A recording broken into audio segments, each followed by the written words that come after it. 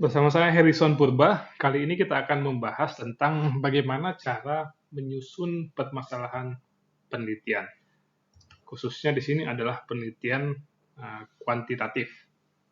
Ya, kita akan bersama-sama mencoba memformulasikan eh, apa struktur dari sebuah permasalahan penelitian.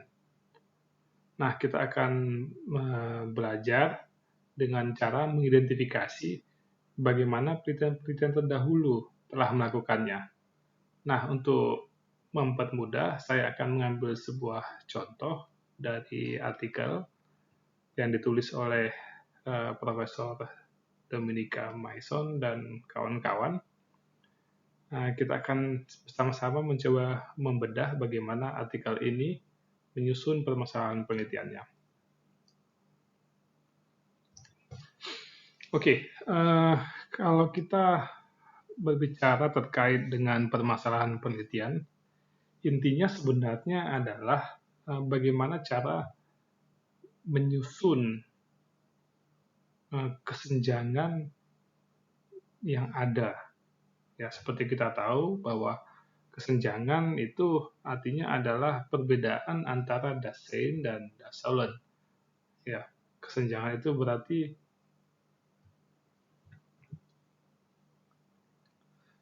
identifikasi permasalahan penelitian. Inti dari identifikasi permasalahan penelitian adalah menyatakan bagaimana caranya menyatakan permasalahan atau perbedaan antara Dasein dan Dasolen. Dasein ini berasal dari bahasa Jerman, artinya kenyataan atau realitas, dan kemudian Dasolen artinya adalah bagaimana seharusnya, gitu ya. Seharusnya di sini bisa berarti seharusnya berdasarkan norma, aturan maupun teori. Ya, jadi intinya adalah bagaimana memperlihatkan kesenjangan antara realitas yang ada sekarang, yang kita amati, dan bagaimana seharusnya. Gitu ya. Nah, kesenjangan ini bisa dikategorikan menjadi dua bagian. Ya. Kesenjangan atau permasalahan penelitian bisa dikategorikan menjadi dua tipe atau dua bagian. Yang pertama adalah permasalahan faktual, yaitu adalah kesenjangan yang terdapat pada realitas permasalahan sosial.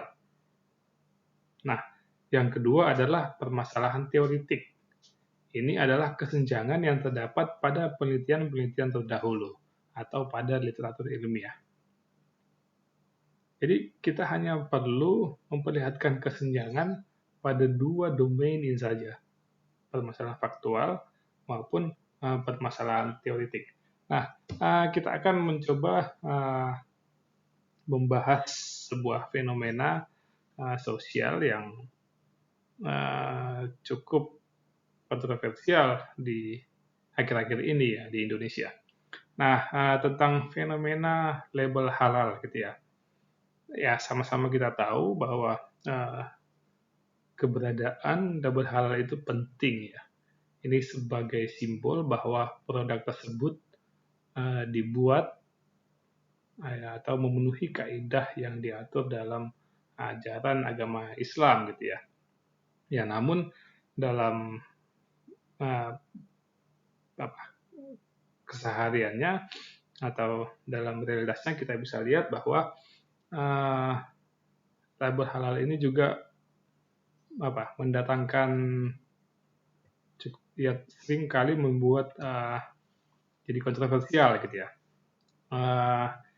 Misalkan kita lihat Bika Ambon gitu ya. Nah, dari dulu ya Bika Ambon ini katanya sudah ada sejak zaman tahun 1900-an ya, pada awal zaman Belanda gitu ya. Namun kemudian akhir-akhir ini kemudian orang mulai tidak mau makan bika Ambon alasannya tidak halal gitu ya. Nah, karena ada fermentasi di dalamnya gitu ya. Nah, dari situ kemudian ya muncullah iklan-iklan bika Ambon yang kemudian mencantumkan label halal gitu ya.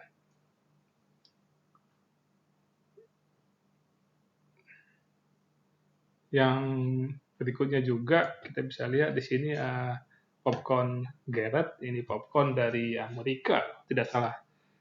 Popcorn ini sudah lama beredar di Indonesia, orang-orang sering beli melalui jasa titipan gitu ya. Ya namun beberapa tahun yang lalu ini kemudian muncul berita-berita bahwa popcorn ini tidak halal gitu ya, meskipun kemudian produk ini juga dijual di Malaysia gitu ya. Akhirnya kemudian konsumen di Indonesia yang mulai stop membeli produk ini gitu ya. Yang tak kalah juga menjadi problem itu Solaria gitu ya. Solaria sempat mengalami penurunan penjualan ini karena restorannya itu dinyatakan tidak halal gitu ya. Nah, yang baru-baru ini juga terkait dengan jilbab atau kerudung bersertifikat halal gitu ya. Banyak pembahasan ya perlu nggak sih kerudung itu memiliki sertifikat halal gitu ya. Yang juga cukup jadi kontroversial gitu ya, lemari es bersertifikat halal gitu ya. Oke, setelah kemudian sekilas mengidentifikasi permasalahan terkait dengan label halal, kemudian dalam penyusunan problem penelitian, kita harus menyusun argumen, ya. Argumen tentang permasalahan yang akan kita angkat, gitu ya. Nah, caranya adalah dengan menstrukturkannya dengan menurut Das Solon, bagaimana seharusnya, dan Das Rein, bagaimana kenyataannya. Jadi kita pertentangkan kedua hal ini untuk menyusun argumentasi kita, gitu ya. Misalkan kita nyatakan bahwa banyak orang atau umat beragama Islam, ya, atau sebagian umat beragama Islam kemungkinan tidak memperhatikan ada atau tidaknya label halal dalam membeli produk mereka gitu ya. Padahal seharusnya karena kehalalan sebuah produk itu diatur dalam ajaran agama, seharusnya keberadaan label halal itu menjadi panduan yang harus dalam proses pembelian gitu ya. Nah, untuk mendukung argumentasi ini, tentunya kemudian kita harus mencantumkan data-data gitu ya. Misalkan kita cantumkan data-data terkait jumlah produk impor gitu ya. Nah, bagaimana misalkan terkait dengan popcorn Garrett gitu ya. Nah, selama ini sebenarnya atau beberapa tahun terakhir ya, popcorn Garrett telah terjual di Indonesia gitu ya, dengan jumlah yang banyak misalkan gitu ya. Atau kemudian banyak juga produk-produk di Indonesia yang tidak mencantumkan label halal gitu ya. Misalkan produk yang tidak buatan pabrik atau yang homemade ya. Nah, itu kemudian juga dibeli oleh umat beragama Islam gitu ya. Nah, dari data ini kita mau menajamkan bahwa ada masalah faktual gitu ya. Bahwa umat Islam ya, tidak sepenuhnya menggunakan atau memperhatikan ada atau tidaknya label halal sebagai panduan membeli produk gitu ya. Yang ya atau kemudian kita pertentangkan gitu ya. Nah, seharusnya bahwa umat Islam itu kemudian yang menggunakan ada keberadaan label halal yang untuk menilai baik atau tidaknya, boleh atau tidaknya dikonsumsi untuk semua produk gitu ya. Tapi kenyataannya kita lihat ada perbedaan antar produk gitu ya. Misalkan untuk minuman gitu ya, akan cenderung diperhatikan ada atau tidak label halalnya gitu ya. Ini mungkin karena terkait dengan permasalahan kandungan alkohol atau fermentasi di dalamnya gitu ya. Tapi untuk makanan mungkin relatif lebih kurang diperhatikan gitu ya. Ya jadi ini hanya pemisalan gitu. Jadi kita ambil datanya ya. Kita ambil datanya, nah gunakan untuk menyatakan bahwa problem tersebut nyata dalam realitas keseharian gitu ya. Nah, berikutnya misalkan seharusnya pernyataan halal hanya dengan logo yang resmi yang digunakan oleh lembaga yang diakui gitu ya. Ya, namun juga dalam kenyataannya kita lihat bahwa orang-orang juga bisa atau bisa merasa aman untuk mengkonsumsi sebuah produk itu dengan meskipun tanpa label halal dengan cara melihat nama mereknya gitu ya. Oh, ini nama mereknya ya, identik dengan Islam misalkan, maka kemudian dipersepsikan aman ya gitu atau halal gitu ya. Atau negara penghasil produk, oh ini adalah produk ini dihasilkan oleh negara yang mayoritas Muslim gitu ya, sehingga diasumsikan juga halal gitu ya. Atau dengan melihat oh penjualnya itu memakai kerudung atau kemudian ya sehingga kemudian dipersepsikan juga halal gitu ya. Nah, ini kita pertentangkan ya, ya juga dengan cara menyajikan data-data misalkan bahwa ada banyak logo atau perusahaan-perusahaan atau kemudian ada banyak produk yang sebenarnya logonya itu palsu misalkan ya, atau kemudian produk-produk yang kemudian menirukan logo halal tapi sebenarnya belum tersertifikasi oleh lembaga yang layak mengeluarkan rekomendasi halal gitu ya. Nah, jadi bagaimana cara menyusun permasalahan faktual itu dengan cara membandingkan bagaimana seharusnya dan bagaimana kenyataannya gitu ya. Dan menyajikan data yang memperkuat argumentasi yang kita berikan gitu ya. Nah, setelah kemudian kita menyajikan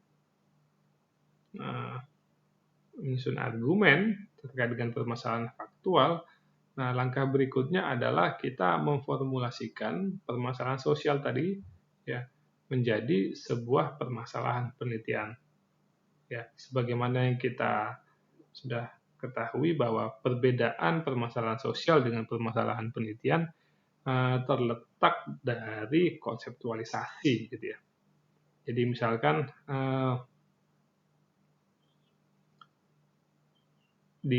terkait di contoh yang pertama ini ya label halal itu sebagai panduan dalam pembelian gitu ya.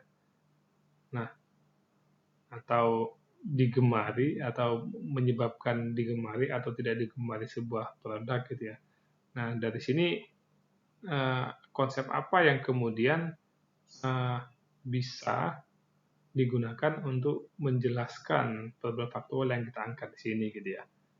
Nah, misalkan di sini kita lihat bahwa apakah kemudian ada atau tidaknya label halal itu kemudian akan membuat konsumen mempersepsikan bahwa produk tersebut lebih berkualitas gitu ya. lebih menyehatkan atau lebih sesuai dengan ajaran agama Islam gitu ya.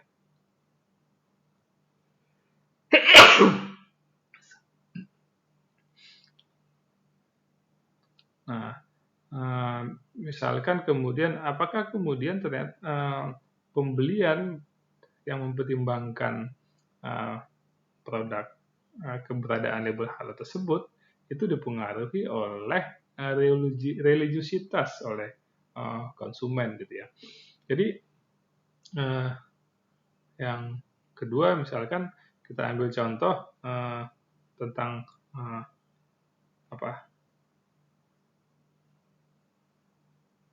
ini bahwa seringkali kemudian kehalalan sebuah produk itu tidak hanya dinilai dari ada atau tidak adanya logo halal yang resmi gitu ya, tapi ada aspek lain yang kemudian dinilai konsumen menjadi indikator kehalalan sebuah produk gitu ya.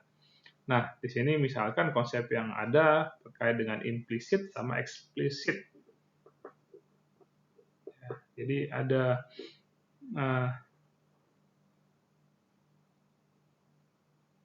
tanda-tanda eksplisit ya. Jadi eksplisit itu adalah logo halal gitu ya. Namun ada tanda-tanda implisit, misalkan seperti tadi adalah nama yang berbau Islam, misalkan nama produk yang berbau Islam atau tulisan Arab gitu ya. Nah, itu kemudian membuat orang mempersepsikan bahwa produk tersebut adalah halal gitu ya. Nah, jadi ketika kita memformulasikan dari permasalahan sosial menjadi permasalahan penelitian, maka kemudian kita sudah memasukkan konsep-konsep tertentu yang bisa digunakan untuk menjelaskan problem faktual yang kita angkat gitu ya. Nah, dari problem faktual tersebut ya, yang kita harus lakukan sebenarnya ya, karena problem faktual itu ketika kita berdiskusi itu bisa sangat banyak, sangat bervariasi ya. Maka yang harus kita lakukan adalah memilih fokus ya. Apa fokus yang akan kita bahas gitu ya. Dan itu kita tuliskan gitu ya, kita susun dan kita selaraskan dengan konsep yang kita gunakan gitu ya. Misalkan ketika kita membahas misalkan kita pilih yang kedua gitu ya.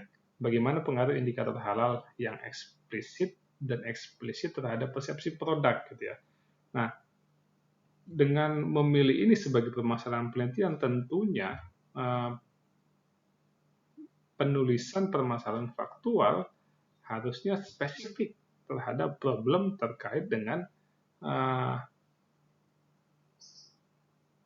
indikator implisit sama eksplisit gitu ya. Sehingga kemudian kita tidak perlu menuliskan data-data atau kesenjangan-kesenjangan bahwa misalkan bagaimana religiusitas akan mempengaruhi pembelian pembelian sebuah produk gitu ya. Atau kemudian kita tidak perlu membahas terkait sebenarnya adanya label halal itu akan membuat orang membeli sebuah produk atau tidak sih gitu ya. Jadi dengan memilih permasalahan penelitian secara otomatis juga sebaiknya problem faktual penulisannya juga dibuat lebih fokus ke arah permasalahan penelitiannya gitu ya. Oke, ini terkait dengan permasalahan faktual, jadi perlu kita susun sedemikian rupa sehingga kemudian problem faktual atau argumentasi kita dengan problem faktual tersebut menyatakan bahwa topik yang kita angkat, topik penelitian yang kita angkat itu adalah topik yang urgent untuk diteliti topik yang penting untuk diteliti dan juga berguna gitu ya, atau bermanfaat untuk diketahui gitu ya. Berikutnya kita masuk ke identifikasi permasalahan teoritik. Ya.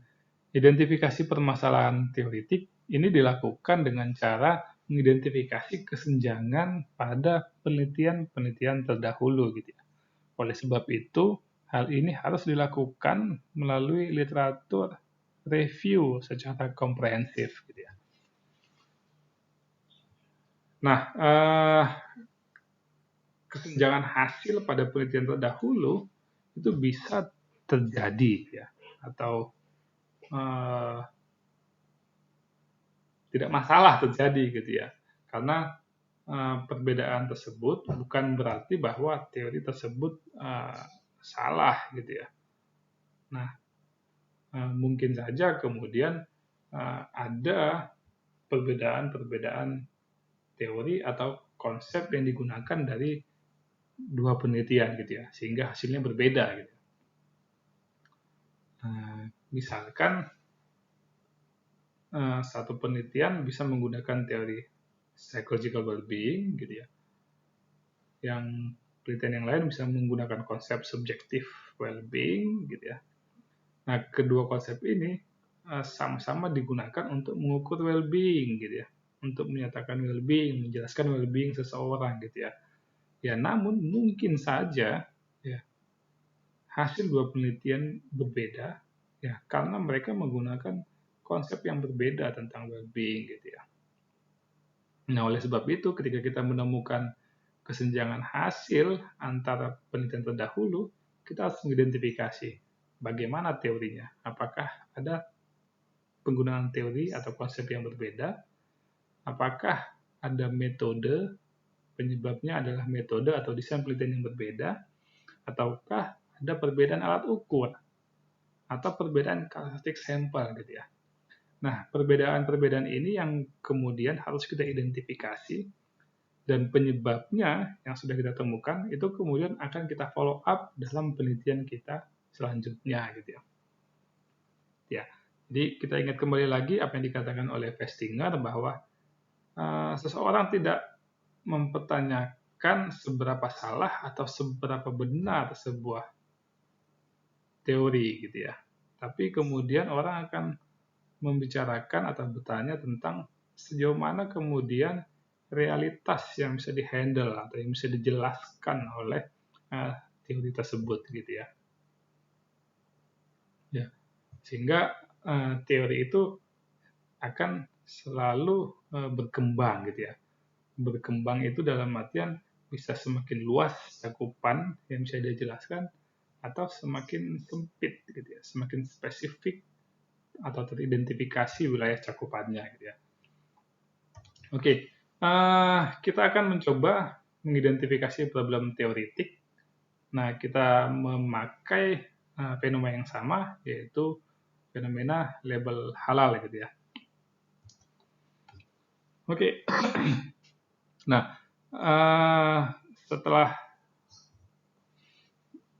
ya memilih ini sebagai topik penelitian, maka kemudian yang dilakukan adalah literatur review. Kita membaca literatur-literatur yang terkait dengan label halal gitu ya. Misalkan kita akan melihat literatur bagaimana dampak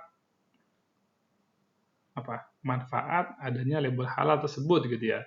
Jadi di sini kita bisa lihat bahwa konsumen Muslim ya telah menyatakan bahwa dalam penelitiannya Ahmad Sukesi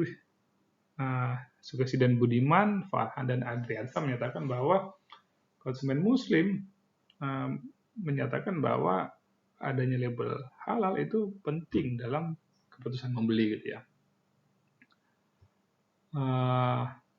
Begitu juga dengan Ahmed 2008 ya, menyatakan bahwa ya, label halal itu penting. Ya, berikutnya ada Blanco et al. 2007 yang lebih spesifik menyatakan bahwa dalam proses mengevaluasi produk ada yang namanya intrinsic sama extrinsic atribut gitu ya. Jadi intrinsik itu ya atribut yang berkaitan langsung dengan penilaian terhadap produk, tapi ekstrinsik itu adalah di luar produk gitu ya. Contohnya brand, harga, packaging. Jadi ada orang yang membeli sebuah produk hanya lebih disebabkan karena mereknya gitu ya, ketimbang isinya atau rasanya gitu ya. Ada juga penelitian Verlength and Steenkamp 1999 menyatakan bahwa country of origin atau COO lebih mempengaruhi persepsi produk. Ya, jadi berasal dari mana sebuah produk itu mempengaruhi persepsi mereka konsumen terhadap kualitas produk tersebut. Ya, dan lebih mempengaruhi persepsi terhadap kualitas daripada keputusan untuk membeli gitu ya. Berikutnya ada artikel dari Rios 2014 yang menyatakan dia membandingkan halal certification di negara-negara Islam gitu ya. Dan dia menemukan bahwa halal certification di Indonesia dan di Malaysia itu lebih tidak dipercaya dibandingkan halal certification dari negara Islam lainnya gitu ya. Sahid et al. Menyatakan bahwa di Malaysia ya itu orang-orang sebenarnya tidak bisa membedakan mana logo yang halal yang asli dengan yang palsu gitu ya.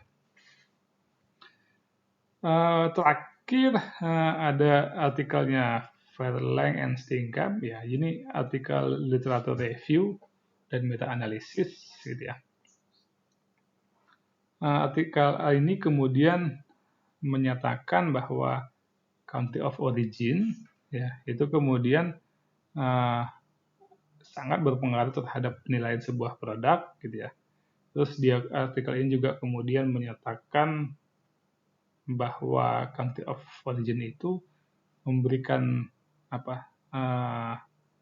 merupakan stimulus kognitif, afektif dan juga normatif gitu ya. Jadi misalkan contohnya orang akan membeli produk elektronik dari Jepang gitu ya. Karena secara kognitif ya orang tahu bahwa Jepang itu terkenal dengan high quality product gitu ya. Atau juga Jerman ya, orang beli mobil buatan Jerman itu secara kognitif orang meyakini bahwa Jerman adalah negara yang advance secara teknologi gitu ya.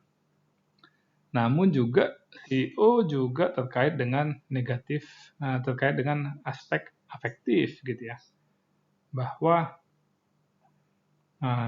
Israel ya secara kognitif orang tahu bahwa mempunyai superior quality terkait dengan instrumen optikal gitu ya. Namun juga ya konsumen ya punya efek negatif ya terhadap pembelian produk buatan Israel gitu ya. Contoh yang lainnya untuk yang stimulus normatif gitu ya, COO atau country of origin juga bisa menjadi normatif stimulus, misalkan Jewish ya, konsumen Jewish kemudian memboikot ya produk Jerman gitu ya karena apa yang mereka lakukan pada peristiwa Holocaust gitu ya. Jadi artikel ini kemudian memperlihatkan bahwa pada penelitian terdahulu ya COO itu kemudian cenderung dibagi atau dijelaskan dalam 3 aspek tersebut gitu ya. Dan kemudian artikel ini melakukan meta-analisis dan melihat bahwa ada interaksi antara ketiga aspek tersebut gitu ya, yang kemudian mempengaruhi penilaian konsumen terhadap kualitas produk gitu ya. Jadi artikel ini kemudian mencoba membagi produk ya CEO berdasarkan more developed sama less developed country gitu ya. Dan hasilnya berbeda gitu ya. Produk yang dihasilkan oleh negara yang more developed country, negara yang lebih maju, dipersepsikan lebih baik dibandingkan oleh negara yang kurang berkembang gitu ya. Jadi artikel ini menyarankan bahwa penting untuk melihat interaksi tiga aspek tersebut pada CEO gitu ya. Terus kemudian artikel ini juga menjelaskan bahwa riset terdahulu terkait dengan CEO itu pada umumnya merupakan survei desain gitu ya. Nah, dari beberapa artikel tersebut bisa disimpulkan bahwa implicit simbol ya, bisa memberikan efek yang positif, namun juga bisa memberikan efek yang negatif terhadap persepsi terhadap kualitas produk gitu ya. Nah, jadi bias ini bisa kemudian mengakibatkan adanya perbedaan hasil terkait dengan efek label halal maupun CEO terhadap kualitas produk. Ya, contohnya tadi bahwa label halal pada produk buatan Indonesia juga dianggap tidak terpercaya gitu ya. Nah, dari situ kemudian sebenarnya bisa kemungkinannya bahwa label halal buatan Indonesia itu tidak memberikan efek positif terhadap kualitas produk gitu ya. Nah, dari beberapa artikel tersebut kemudian juga didapat kesimpulan bahwa perlu kemudian menyelidiki interaksi antara aspek kognitif, afektif, dan normatif. Terus kemudian dari artikel terdahulu tersebut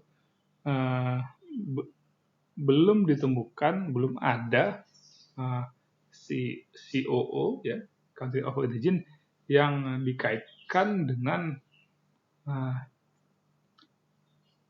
image ya, efek image Islamic sama non-Islamic country ya terhadap pembelian produk gitu ya. Nah, dari sini, dari kesimpulan-kesimpulan ini kemudian akhirnya dirumuskanlah sebuah penelitian gitu ya. Jadi jadilah sebuah penelitian yang judulnya adalah explicit versus implicit halal information gitu ya. Jadi penelitian ini mencoba melihat bagaimana efek label eksplisit, yaitu label halal, dibandingkan dengan implisit halal, label halal gitu ya. Implisit ini dimaksudnya yang dioperasionalisasinya adalah asal negara ya, produk negara pemproduksi sebuah produk gitu ya. Nah, jadi kedua hal ini akan dilihat bagaimana efeknya terhadap persepsi terhadap kualitas produk gitu ya. Ya. Jadi terkait dengan kesenjangan teoretik ya, kita perlu menyusun informasi ya, susun informasi dari penelitian terdahulu untuk menyatakan bahwa penelitian yang kita akan lakukan itu bersifat original atau novel gitu ya. Jadi kita menyusun informasi dari penelitian terdahulu untuk menyatakan bahwa penelitian saya ini telah relevan dengan penelitian terdahulu. Jadi menambahkan sesuatu yang baru atau memperbaiki penjelasan ilmiah terkait dengan konsep yang sudah dibahas pada penelitian-penelitian terdahulu. Namun tadi itu adalah contoh bagaimana susunan problem faktual dan problem teoretik dari sebuah penelitian yang sudah jadi gitu ya. Nah, pada realitasnya penyusunan problem penelitian tidak semudah itu gitu ya. Seringkali kemudian kita sudah menyusun problem faktual, ya, menyusun problem konseptual, ya, theoretical. Namun kemudian ketika kita sudah mengambil data, menganalisa, ya ada banyak hal yang kemudian bisa terjadi sehingga kemudian apa problem yang sudah kita angkat bisa kemudian akhirnya tidak dilaporkan gitu ya, atau kemudian tidak didukung secara kuat oleh sampel kita gitu ya. Nah, hal ini juga kita bisa lihat dari apa yang dituliskan oleh Townsend and Burgess ya pada bukunya yang menceritakan pengalaman-pengalaman mereka ketika meneliti gitu ya.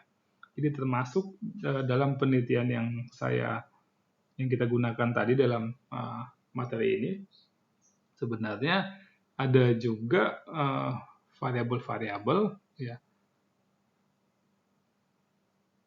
yang kemudian diukur ya, namun juga tidak dinyatakan dalam artikel publikasi gitu ya, karena hasil yang didapatkan dari data tersebut tidak terlalu bermakna, misalkan terkait dengan apakah kemudian pembelian apakah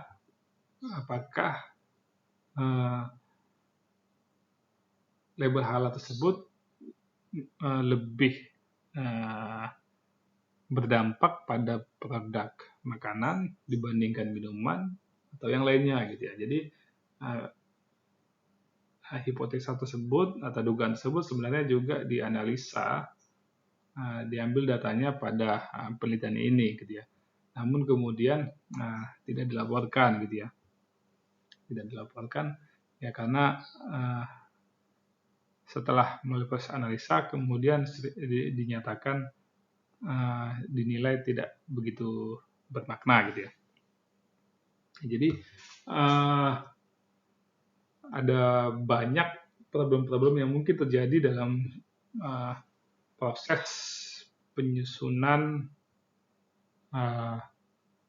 problem penelitian dan problem penelitian ya baik yang faktual maupun konseptual gitu ya. Jadi memang harus disesuaikan gitu ya. Nah, kesimpulan,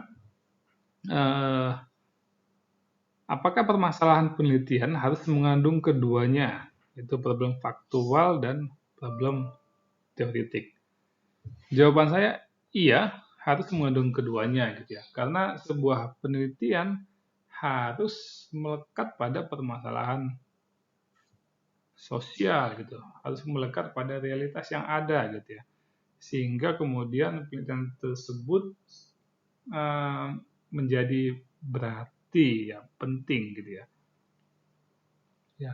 Dan juga sebuah problem penelitian harus kemudian terkait, harus kemudian juga mengacu kepada problem teoretik yang ada gitu ya, agar kemudian penelitian yang diangkat itu kemudian tidak terlepas dari apa yang sudah diketahui oleh penelitian terdahulu gitu ya. Jadi ketika kita menyatakan permasalahan penelitian, ya, kedua problem ini harus dinyatakan dengan jelas gitu ya. Beda halnya dengan sumber permasalahan penelitian ya. Kalau sumber kita bisa berangkat dari misalkan dari literatur saja gitu ya. Ya. Nah, kita berangkat sumber awal penelitian dari literatur, namun kemudian ketika kita membaca literatur, pasti kemudian dalam literatur tersebut juga dinyatakan apa fenomena sosial yang terkait dengan permasalahan tersebut gitu ya. Ya. Jadi kalau bicara terkait dengan sumber permasalahan penelitian itu lebih ke awal mula atau dari mana penelitian tersebut digerakkan gitu ya. Bisa dari literatur review atau juga dari permasalahan sosial gitu ya. Namun pada susunan problem penelitian ya, kedua hal ini, problem faktual maupun teoretik, harus dinyatakan secara kuat gitu ya. Oleh sebab itu, bagi peneliti, ya, bagi mahasiswa di Fakultas Psikologi, ya perlu mengasah kepekaan terhadap realitas gitu ya. Kita perlu memahami realitas yang ada di sekitar kita, sehingga kemudian bisa menstimulasi kita untuk menyusun penelitian-penelitian yang berguna, bermanfaat untuk menyelesaikan problem yang ada di sekitar kita gitu. Selain itu juga perlu ketekunan untuk belajar secara terus-menerus, belajar dari penelitian terdahulu untuk dapat menyelesaikan permasalahan yang ada atau melanjutkan apa yang sudah diketahui atau menyelesaikan apa yang belum diketahui oleh penelitian terdahulu terkait dengan masalah yang kita angkat. Saya kira demikian. Sekian dan terima kasih. Untuk penugasan berikutnya, silahkan mahasiswa bisa mengidentifikasi ya problem faktual dan problem teoretik apa yang kemudian yang terdapat ya dari topik-topik yang sudah dipilih. Terima kasih atas perhatiannya. Sampai jumpa di lain waktu.